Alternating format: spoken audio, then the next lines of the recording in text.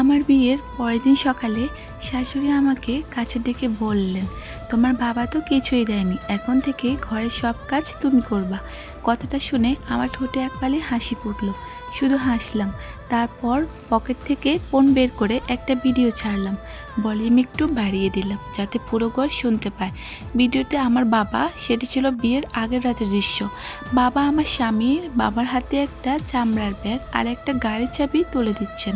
বাবা শান্ত গলায় বলছেন, এটা যৌতুক না, এটা আমার মেয়ের নিরাপত্তার টাকা, 10 লাখ টাকা। আর এই গাড়ি, যদি কখনো আমার মেয়েকে একটাও কষ্ট দেন, এই টাকা আর গাড়ি দিয়ে সে আমার কাছে ফিরে আসবে। আর যদি সুখে রাখেন তাহলে এগুলো আপনাদের। ভিডিও শেষ হলো। আমি শাশুড়ির দিকে তাকালাম। আমার গলার স্বর শান্ত কিন্তু ধীর ছিল। মা, আমি ঘরের কাজ করব, কিন্তু আপনার ছেলে যদি আমাকে সম্মান না দেয়, আমি আজই বাবার বাড়ি চলে যাব। আর এই 10 লাখ আর এই গাড়িটা আমার সাথে যাবে। ঘরের পরিবেশটা মুহূর্তে থমকে গেল। শাশুড়ি চুপ, ননদও চুপ, দেবরের মুখ শুকিয়ে গেছে।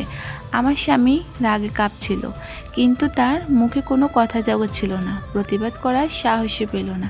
3 মাস কেটে গেল। একদিন শাশুড়ি আরেকটা ফ্রিজের জন্য আবদার করলেন। আমি সঙ্গে সঙ্গে ফোন করলাম বাবাকে। বাবা এলেন, তিনি ফ্রিজটা দিয়ে গেলেন, কিন্তু ফ্রিজের সাথে করে একটা হলুদ রঙের খামও দিলেন। শাশুড়ি কৌতূহল নিয়ে খামটা খুললেন। ভেতরে একটা চিঠি। বাবা হাতের পরিচিত অক্ষরগুলো কাঁপছিল। বাবা লিখলেন, আমার মেয়ে যদি কখনো কষ্ট পায়, তাহলে এই ফ্রিজ বিক্রি করে যা টাকা পাবে তা দিয়ে সে আমার কাছে ফিরে আসবে। আর যদি আমার মেয়ে সুখে থাকে, তাহলে এই ফ্রিজ আপনাদের। আমি আর কিছু চাই না, শুধু আমার মেয়ের হাসি চাই। একজন বাবা। চিঠিটা পড়ে শাশুড়ির চোখে জল এলো। তিনি চোখ মুছলেন। তারপর নিজেই ফ্রিজটা নিজের হাতে টেনে নিয়ে রান্নাঘরে বসালেন। এরপর তিনি আমাকে ডেকে যা বললেন তাতে আমি অবাক হয়ে গেলাম। তিনি আমাকে বললেন, বৌমা, আজ থেকে তুমি আর রান্না করবে না, আমি করব। তিনি আবার বললেন, আমার ছেলে যদি তোমাকে কখনো কষ্ট দেয়, তুমি চলে যেও, আমি বাধা দিব না। কারণ একজন বাবা তার মেয়ের জন্য কি করতে পারে আজ আমি বুঝেছি। সেই দিন থেকে যেন আমার পরিবারের ঘরটা বদলে গেল। আমার স্বামীও বদলে গেল।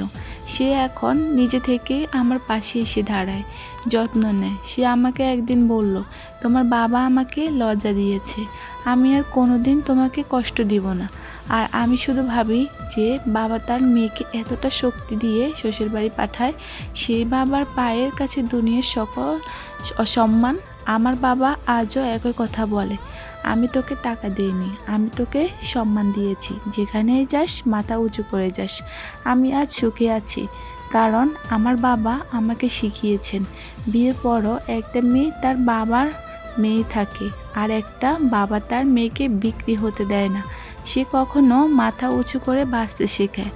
এই কথাটি সকলের মাঝে ছড়িয়ে দিন, যেন প্রতিটি বাবা জানে তার মেয়ে শক্তি সে নিজেই।